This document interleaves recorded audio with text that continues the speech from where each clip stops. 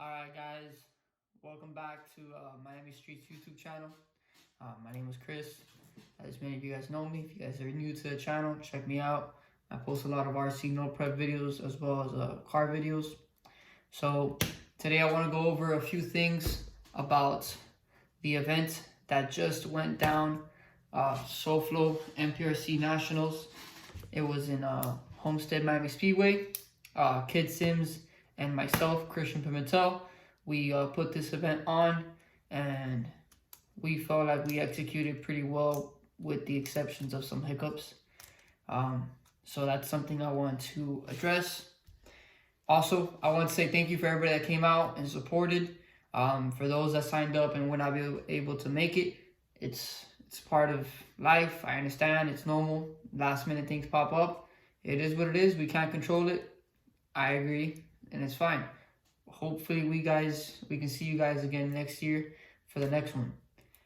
So thank you guys. Thank you for all the sponsors that helped us put this event together. Without you guys, we would have not been able to do this.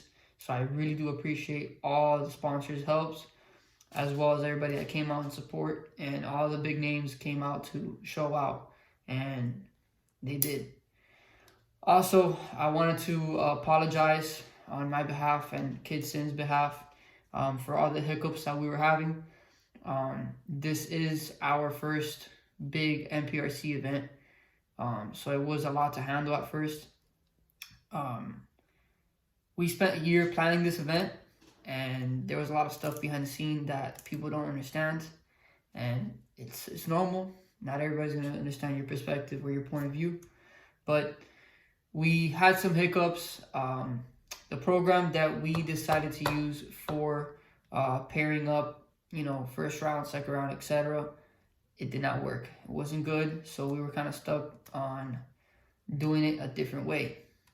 Kid wanted to do it by getting chips.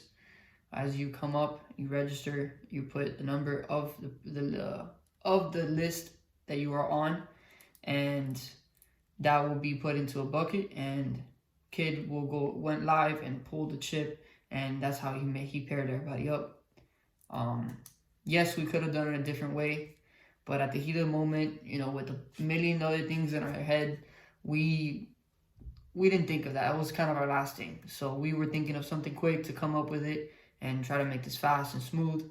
So for all those times that we had a delay between rounds, we apologize. Next time we will work on that, and it will be a lot faster and smoother. That for sure is going to get squared away. We also had a bit of unfortunate events. We had people cancel on us last minute, so we had to take care of other people's jobs as well as trying to do our jobs. Realistically, what me and Kid were going to do is just announce, call people up for next round, and just greeting everybody was hospitality. But we had our 2 tech guys cancel on us for some sort of emergency. So also, I wanted to give a huge shout out to Richie. He's a friend of mine. He was the other person doing tech with me. He pulled through and really committed and helped us out. Without him, we would have been in a deep hole. But last minute issues, so we had to jump on tech, and we were doing the tech.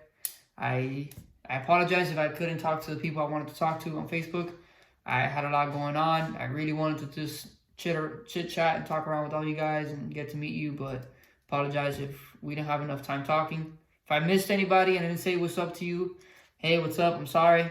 I had a lot going on. I'm sorry if we didn't get to talk, but we will talk soon, and we'll get to meet each other soon.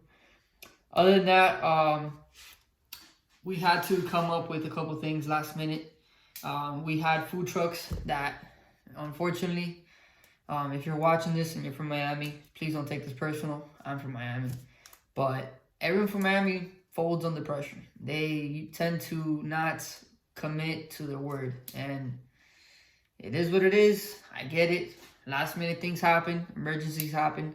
It's normal. I'm not gonna stress if or get mad over it, but it was kind of upsetting that we did not have the 3 food trucks that we were told that were gonna come.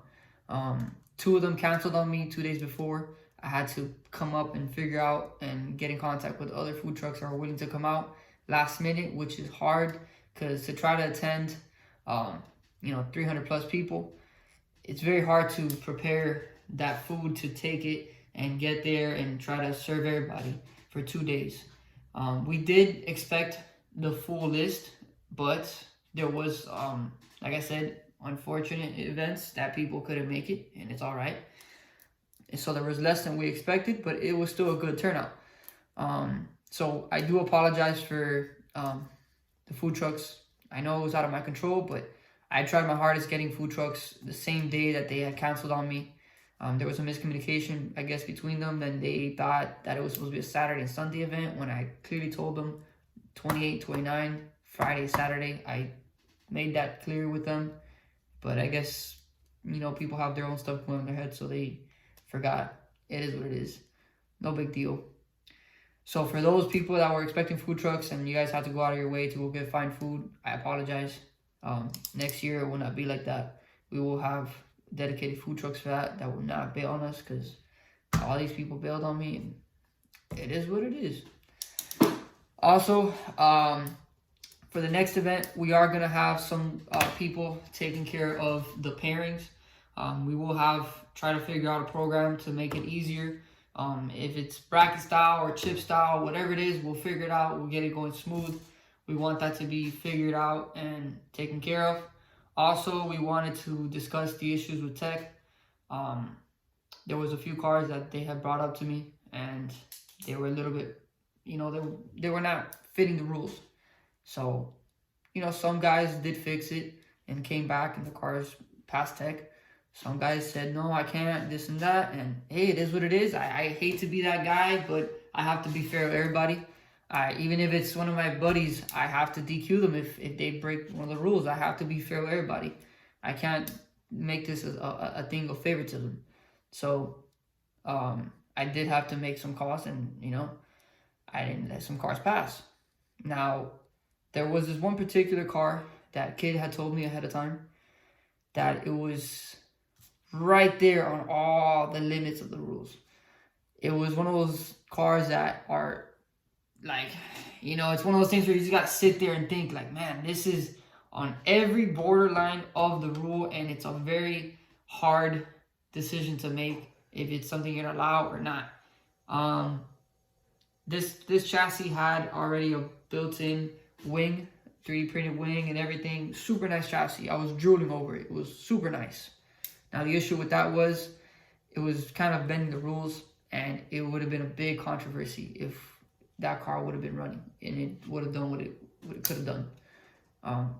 And I didn't want to make the call. The gentleman of that vehicle was a little upset, and I get it. You travel this distance, it's pretty far to come out and you can't race. I get it, but at the same time, you brought a car that is going to be kind of bend the rules, and I get it. It's the rules are meant to be broken, but hey, man, it's very tricky. The body also had the full wheel well was all covered with the leg side of the body still, and all they did was just drill.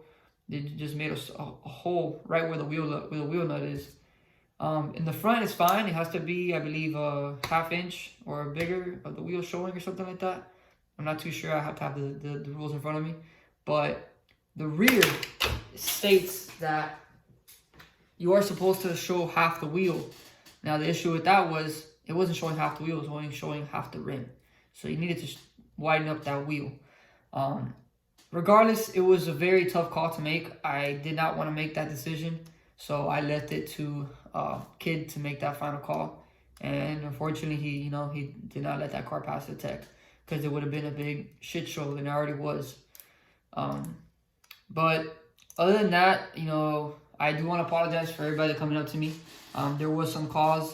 There was an issue where a racer did a burnout on the line, and the other racer contested that, and it was a big controversy. There was a big, discussion over it, but it was not clear in the driver's meeting, which is it's a kind of a flaw, or kind of it's on our part. We apologize on that. It was not said clearly in the driver's meeting that you were not supposed to do a burnout on the line. It was never stated that. Every big event, every rule we do, we all know that that is part of the rules. You cannot do a burnout on the line due to leaving sticky stuff on the ground, etc., etc. Agree. I agree with it. Had a couple guys ask me, "Oh, what's your call?" And I wanted to tell you the truth of what I would have made the call, but it was not in my position to make that call. So I wanted that to be very clear with everybody. It's not that I didn't want to. I wasn't picking sides. I wasn't trying to be favoritism to anybody. It's just I can't make that call because at the end of the day, the person in charge of making those calls was Kid Sims, not me. I'm just a guy behind the scenes. I'm just, whatever idea Kid Sims will bring, I would say yes or I would say no, and we'll find a middle ground, and that's what we were doing. But I was not making that call, and if it were up to me to make that call, I would have DQ'd the person making the burnout on the line. But a couple races before, people were doing the same thing on the line, and obviously, we didn't say anything or nobody contested it because it wasn't something that nobody brought up. And it probably would have been addressed earlier, but it is what it is. It wasn't stated in the driver's meeting, so that's kind of what happened. We did address that issue afterwards, and Kid Sims did apologize to everybody that kind of got screwed on that. That after that incident and so forth and so on, there will not be any burnouts on the line. Next time we will be very clear on the whole do's and don'ts at the driver's meeting. We just had a lot going on in our heads. We had a lot of things trying to think of what we can do and how we can do this and that. Because like I said, we had everything scheduled how we wanted it. And last minute, things just started not to come. And things did not fall in place like we expected it. And things just happened, so we were just all over the place. There's just too many things to think of. But I do want to say I'm sorry as well on Kids' behalf that all the issues we had. Overall, we had fun. I hope everybody had fun. Congratulations to the winner, Joey Davis. I said to Richie, man, I saw that car make a pass on the test track, and I was like, dude, I have not seen a car 60 foot like that in such a long time. That thing is fast. I told Richie, I was like, man, that guy has a chance of winning this all. And we left it like that. We just talked some shit, and we did what we did. And then when the outcome happened, I was like, I should have put money on that. Because, man, Joey, man, you have a hot rod, bro. You were moving that day. I was really impressed with the car. And I'm impressed with the R1. I've always been with the R1. If you guys watch my video in my channel, I did have a video of me showing everybody how to do like a basic no prep tuning, but that was about a year or two ago, so you can't refer it now. There's some information that I have there, it could still work, but there's just so much more to the R1 now and ways to tune it that my video is just old school. It's how you used to do it. Now it's completely different. But R1 power plant is something I'm going to be putting back on the car again. I was running a Mamba Monster X 8S ESC with a 2.0 motor, and the problem with that, it was just too much power. No matter what I would run it on, it was too much for it. I couldn't even run the car on 100% throttle. It would only be like at 90% because it just wouldn't take it. Blow the tires off. So I said screw that. The Castle holds power, but it just doesn't have the tunability to kind of manage that power. So it's something that I just don't like. I really always liked R1. Before all this bandwagon that's been going on, I've been an R1 guy since day one. I can show you all the ESCs. I have about 4 or 5 of those things. And I bet people have more of those things. But anyways, just to wrap this video up, I do hope everybody enjoyed SoFlo NPRC Nationals.